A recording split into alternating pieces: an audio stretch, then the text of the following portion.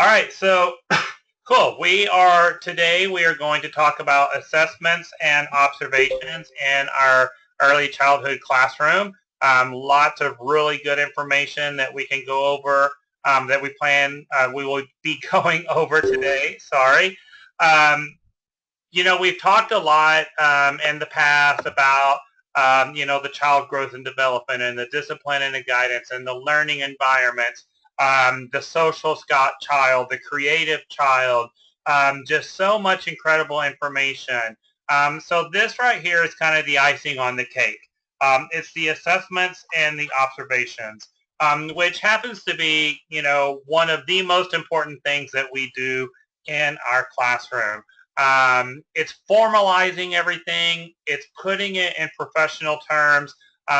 It's just setting us up for success. It's setting the child up for success.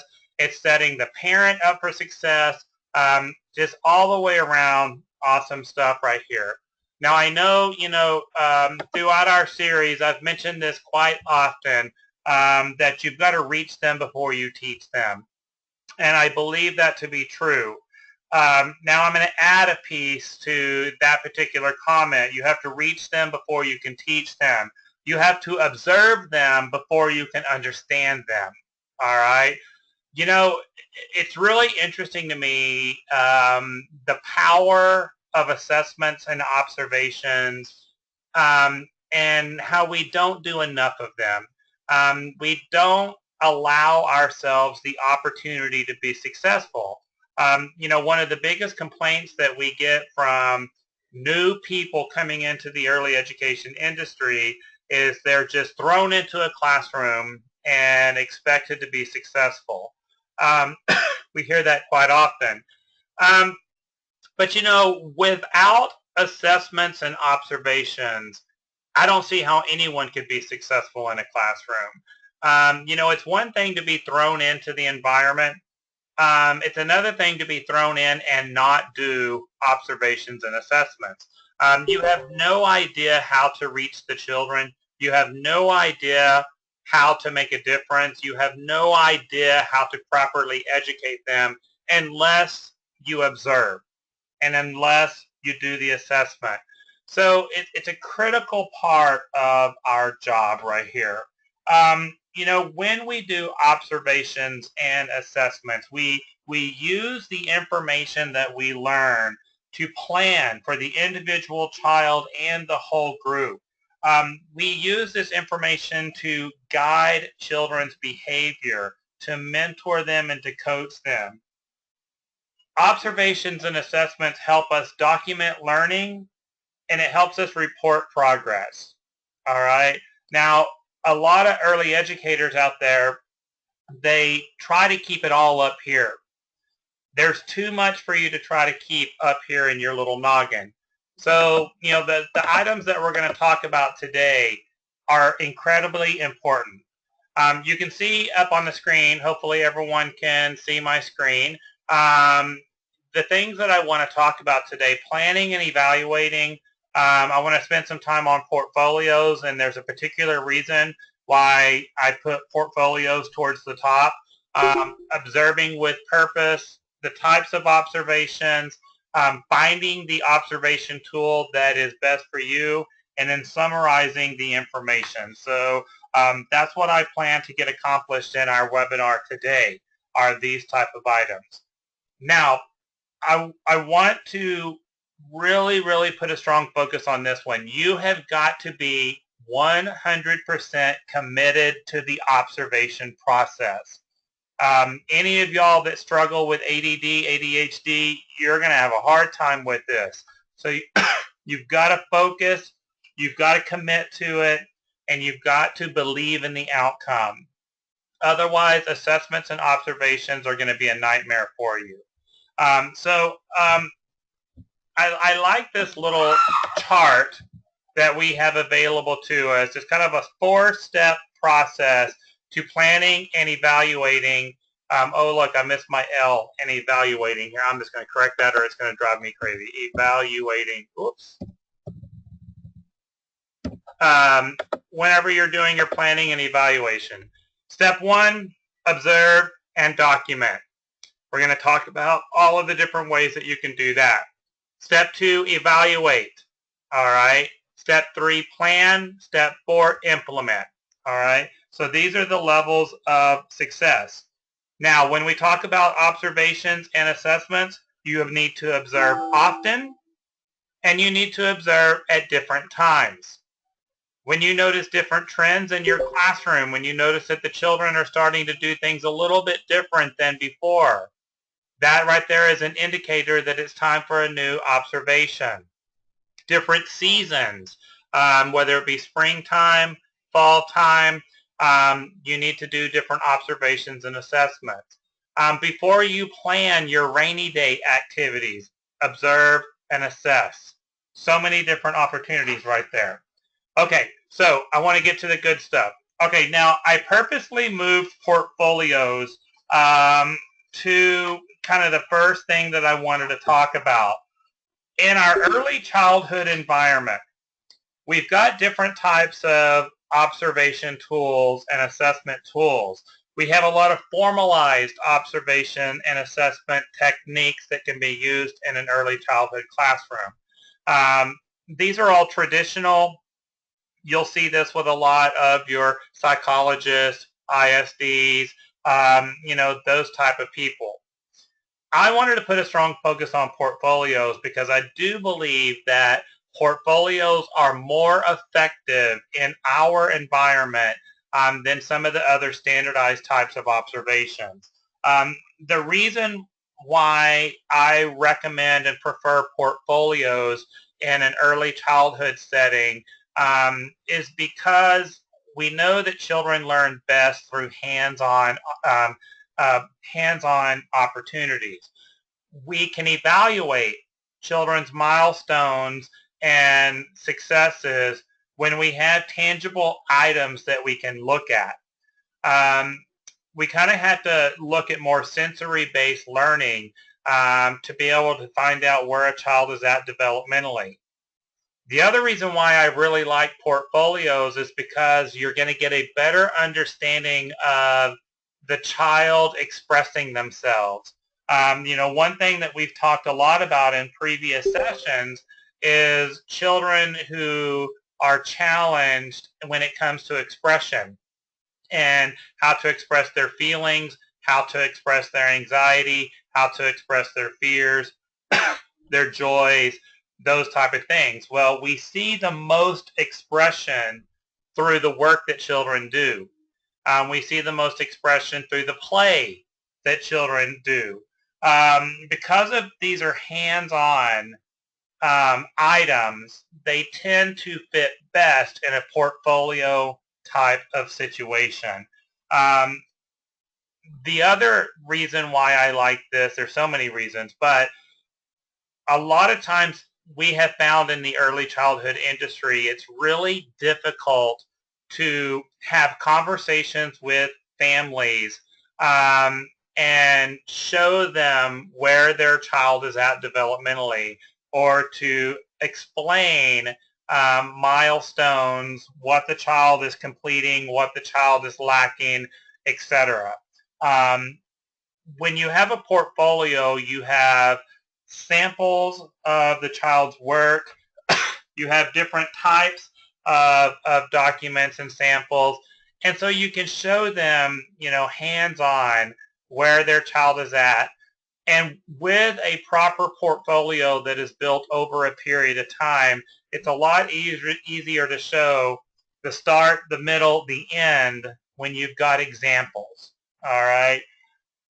The other thing kind of going right along to this is when you have a situation where you do need to refer a family to a pediatrician or to a psychologist or to an expert, being able to send samples is going to help that individual work with the family and be successful with the family and understand what all has happened up until this point, rather than just sending something that you hand wrote. All right. So, I like that. Now, whenever you're putting this is one thing I love to do right here. we've got several of y'all that are, in an infant classroom. Those teachers that are in the infant classroom, you're going to start it here.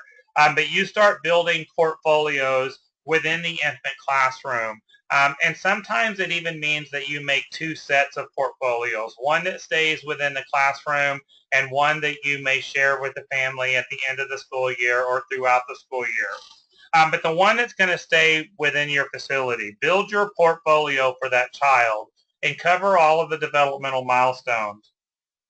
When that child graduates out of your class and transitions up to the toddler room, transitions to the preschool room, transitions to the pre-K room, you continue to pass that portfolio along, okay? Passing it off to classroom, and each classroom that the child attends, it continues to get bigger and bigger and bigger.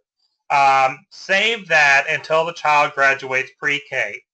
And when you do have that fortunate situation that you've had the child from the infant room to the pre-K classroom, which many of us experience, at that pre-K graduation, you are able to present this family with a portfolio that you have been building for 5 years now. And it's got samples of items from the infant room all the way up until the pre-K room. And you present that to the family at pre-K graduation. I tell you, you just left a legacy. The parents are going to be in tears. It's something that they will save forever, and you're going to be a hero. You're going to be a rock star. Putting together that 5-year portfolio is absolutely breathtaking. Okay. Now, what are we going to include inside of this portfolio? And like I have up on the screen, every document that you save, you're going to put a date on it.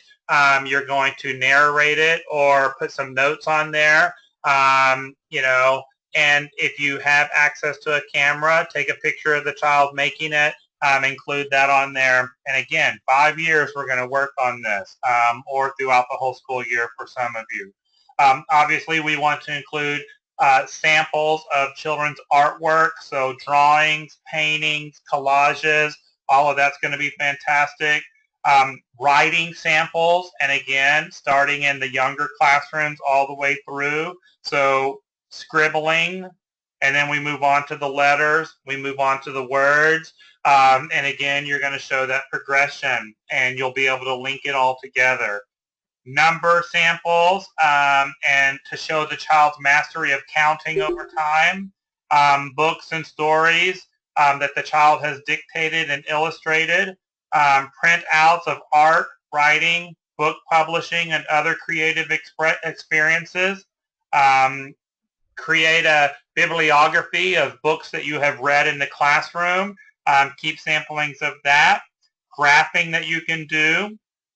All right. Again, artwork, dishes or menus or recipes created in the classroom, some of the favorite items that the child has ate over the course of time in your classroom, dramatic play scenarios, puppet scenarios, science experiments and the progression of science experiments, playground items and activities, those type of things.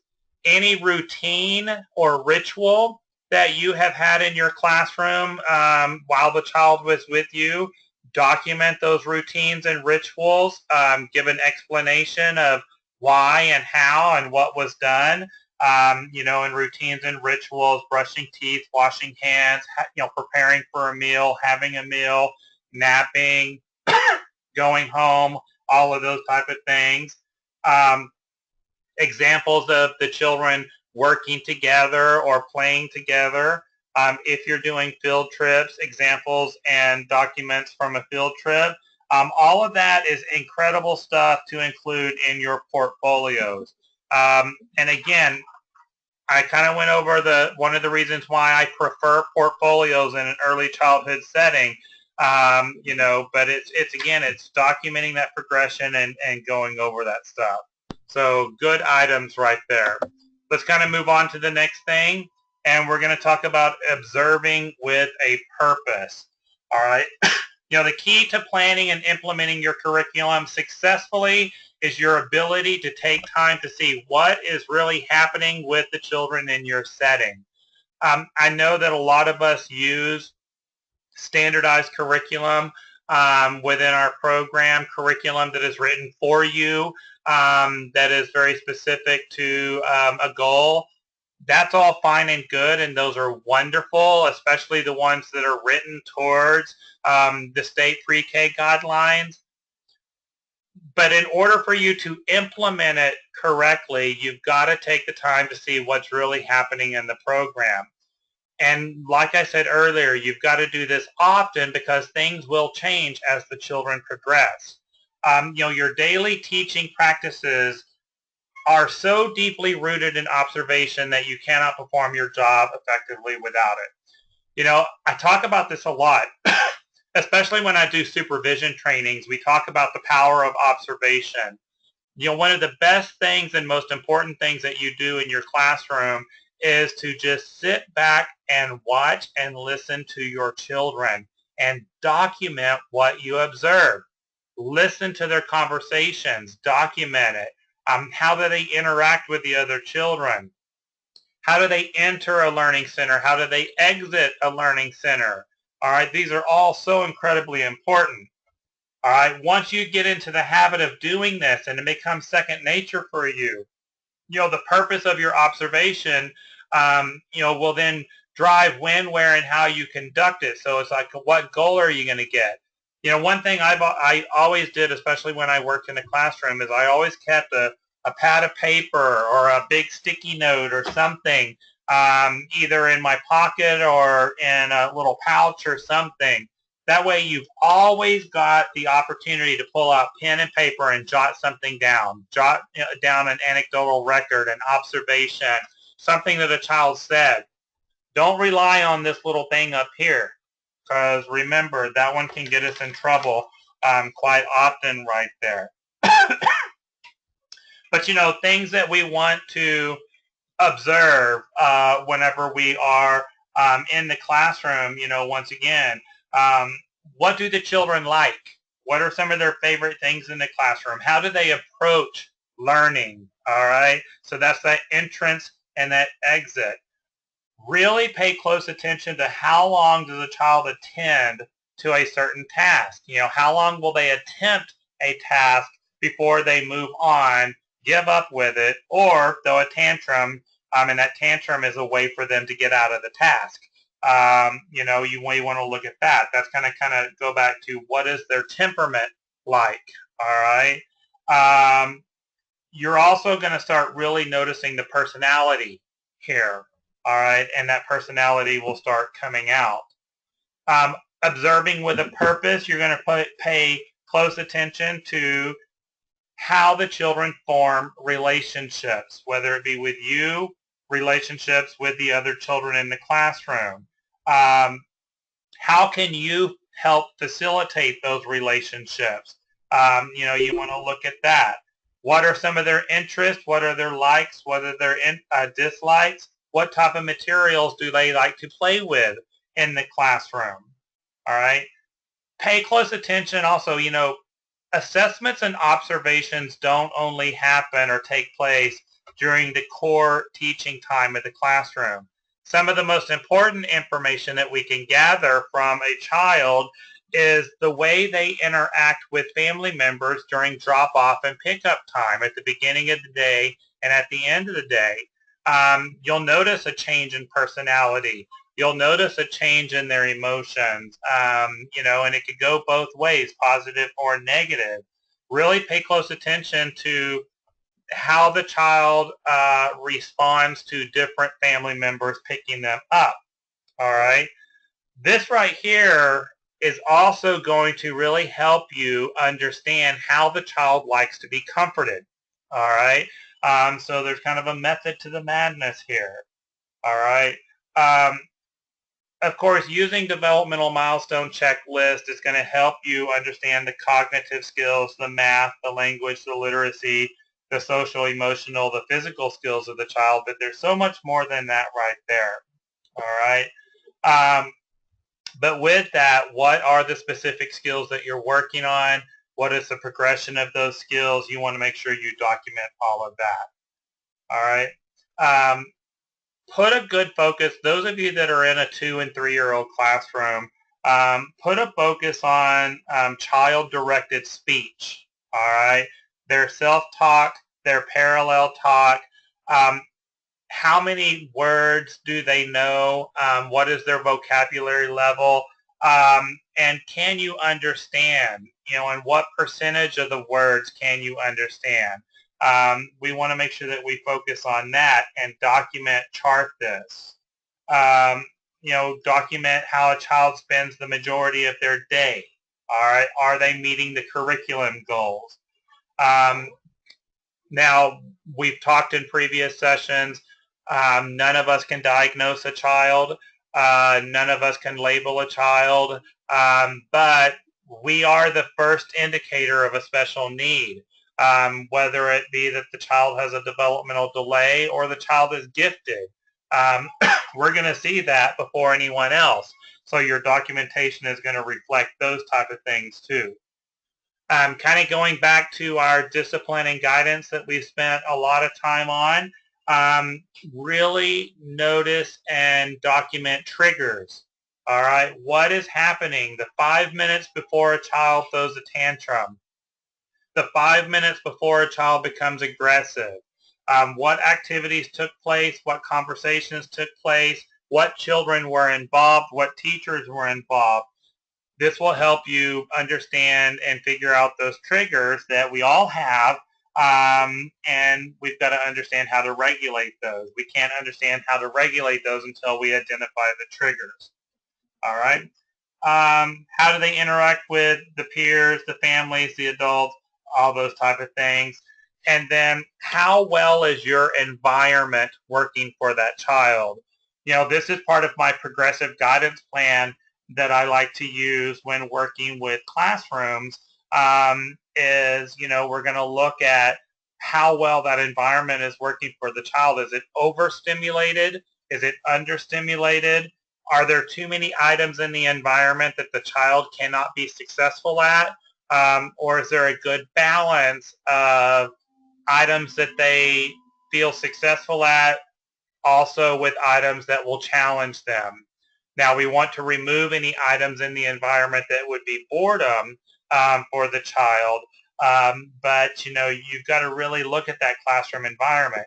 So many of your challenging behaviors can be solved by simply looking at your environment. All right. We want that active exploration, that active play, but at a level that they can be successful at. I think one of the most important things that you've got to observe on an ongoing basis is how well your transitions are working. How well do children transition? What type of routines or rituals work best when children are transitioning? This is going to be imperative as well. Are your transitions related to your theme? All right, your curriculum theme or classroom theme.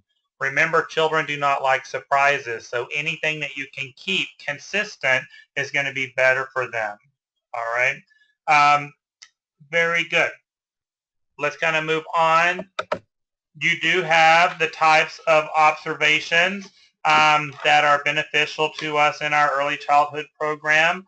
I'm going to kind of go over these briefly and just give a couple of comments on all of those. Of course, brief notes that are very quick, noteworthy items that you write down, whether it be in a spiral-bound book, and a notebook that you keep for each child, whatever works best for you. Because none of us have pockets big enough to keep a notebook, or we don't have the space to keep these notebooks and spiral-bound books around, I've always used the good old sticky note, kept those in my pockets whenever I see a noteworthy item that I want to document, whether it's something a child said or did or just something unique that I observed in the classroom. I'll usually just jot it down on a sticky note really quick, put it back in my pocket, and then that way at nap time or at the end of the day, I can transfer my brief notes into my formal observation instrument, whether it's a notebook I have for each child or whatever works best.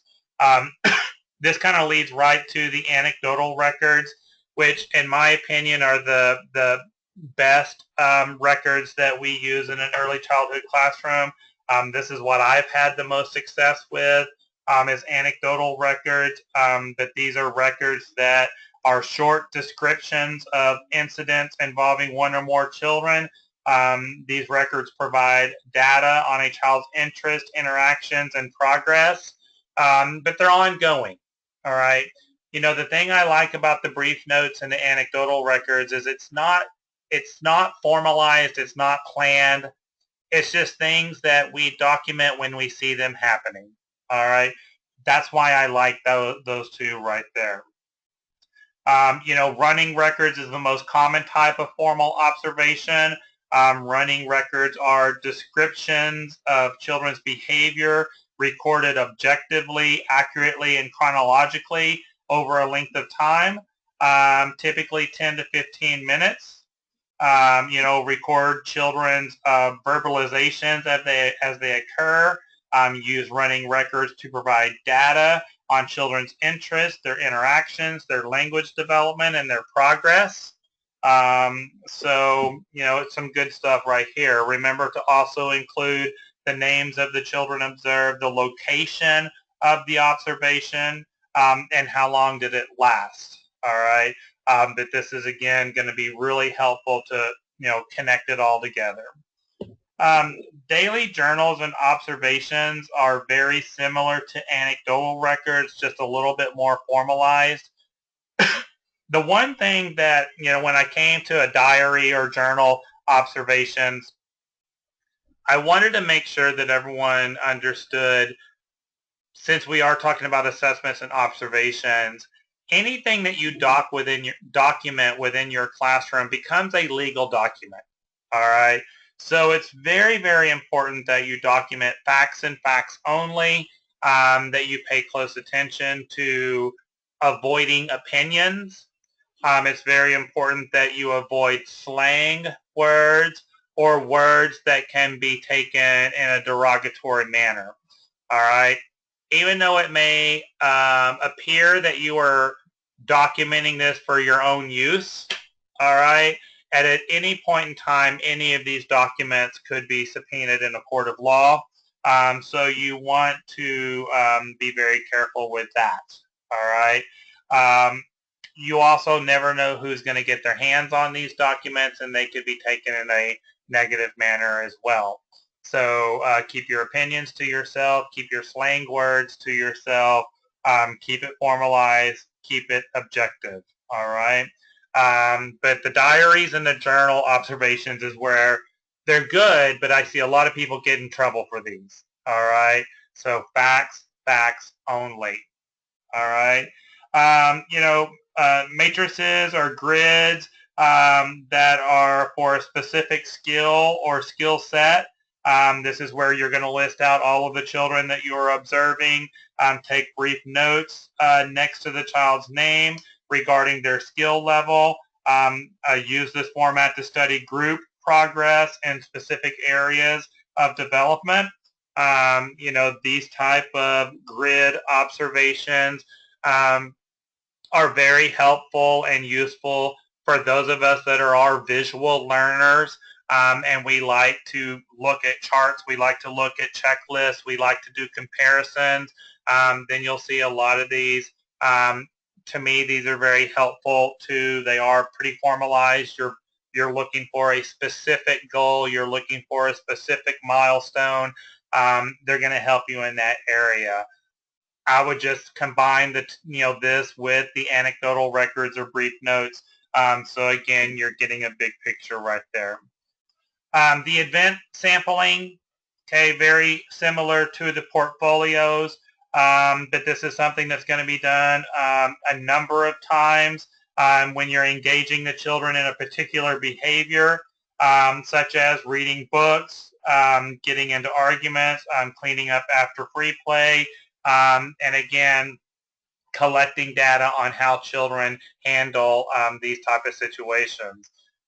I like to use event sampling when you're trying to evaluate the stress level of the children and how much stress and anxiety it takes before they fly off the edge. And this will help you right here with those triggers to identify those triggers. But again, you cannot do event sampling 1 or 2 times and come up with a conclusion. This is something that you need a good number of these to be able to come up with your conclusion. All right. Time sampling. This is going to record the number of times something happens, whether or not a child socializes with one another, how many times a child uses a computer, how many times they build with Legos, during a specific amount of time. All right. You'll see this quite often with play therapy type of situations. And again, it's going to come back to the triggers and help you out with that. Now, the two most popular formalized observations and assessments are going to be your checklist and your rating scales. This is where, again, you're going to really focus on your developmental milestones. What are the expectations for a child chronologically within a certain age range? You want to collect multiple different types of checklists and rating scales. With the power of the internet these days, you can go online to Google, to Pinterest, to Yahoo, and you can pull checklist after checklist after checklist. Just make sure, again, it's coming from a reliable source. Make sure that it's written by an agency that you recognize to be trustworthy. Those type of things, because anyone can put anything on the internet. We want to make sure we get accurate stuff. And the other thing with checklist and rating scales that people commonly make a mistake on, these are not report cards. All right. Parents sometimes expect or want a report card, quote unquote, from their early educator. Well, we don't get into that stuff. All right, they're going to get report cards when they get to elementary schools. Right now, we're going to focus on progress and development, how we can help the child build a foundation for learning. That's what we focus on in our industry. So don't use a checklist or a rating scale as a report card. All right, because that's not the goal here. And whenever you do your parent-teacher conferences, you may want to explain that to a parent that that's not what our goal is. All right. Summarizing observational information, just a couple of things that I wanted to talk about right here. When we talk about summarizing, looking at the observation as a whole, and this is where you're going to have to come back, do your due diligence, study your information. What have I learned about this child? Okay. And again, this is where you've got to come into the observation and the assessment with a positive state of mind, with a productive state of mind. I have a goal and I am here to achieve this goal. What have I learned about this child? Okay. But you've got to get your mindset there first. What type of patterns do I see? All right. And that's the main thing with ongoing observations and assessments. We want to look for patterns. Patterns is the the window to opportunity. This is where we're going to learn the triggers, the temperaments, the personalities. All of this is going to come from that pattern. All right. What might cause or explain the child's behavior? This is where you really listen to what's being said. All right. How the child is responding, how the child is interacting. All right. That's going to help you with the explanation. Remember, it is our goal as early educators to make the difference. It is our goal as early educators to put the puzzle pieces together. If the child was easy to figure out, everybody would be doing this job. okay? It's not supposed to be easy. It's something you've got to work towards, all right? And that's where we're going to summarize all of this and stick it together. And then, of course, does the explanation cover everything that was observed? So when you are compiling the data to share with the parent, to share with the director, to share with the other teachers, you want to make sure that, everything that you observed is mentioned and that it all pieces together right there. All right. Now, what's the next step of this? The next step after you do your assessments and your observations, you go over everything that we've talked about in a informal and formal way. You don't stop there. All right, we've just gotten started. After the observation and assessment, you then create your action plan. All right, how am I going to use all of this information to better benefit the child and the family? Just doing an observation is not going to correct the situation. That's another reason why so many people fail at observations and assessments, is because they think the magical answer is just going to pop up and the child's going to be cured and act perfectly and the parent's going to be perfect and we're all going to live happily ever after. It doesn't work that way. All right. The observation and the assessment is going to give us the information needed to create an action plan that will take a large amount of time to implement to help the child. All right. It doesn't happen overnight. It doesn't happen just one time. Okay. Now, what are we going to do with this action plan? What's the main purpose? We want to see a change in the patterns. All right. We want to see a more positive, a more productive, a more meaningful pattern where the child is meeting the expectations, where the child is meeting the milestones, and is meeting the cognitive expectations. But again, it takes time. Remember from previous sessions, we talked, it takes a child 2,000 times in context to practice something before it becomes a skill. So through your observations and assessments, you're going to learn what needs to be practiced 2,000 times in context. All right. So there's our little presentation today on assessments and observations. I did not give you any specific samples of a observation or assessment, and there's a reason why I didn't actually throw out some samples. You're going to have to find an observation tool that fits your program and the expectations of your program. Everyone is a little bit different, and so you can, again, go online to the internet. There's tons of resources out there from 0 to 3 to, NAUIC to, early learning leaders. There's so many resources out there that you can find sample observation instruments. You're going to have to evaluate all of those instruments and find the one that works best for you. Or you can do what a lot of us have done and create your own. All right, pretty simple. Here's my observation instrument right here. It's a blank sticky note. All right, and that's what I like to use. All right, very, very cool.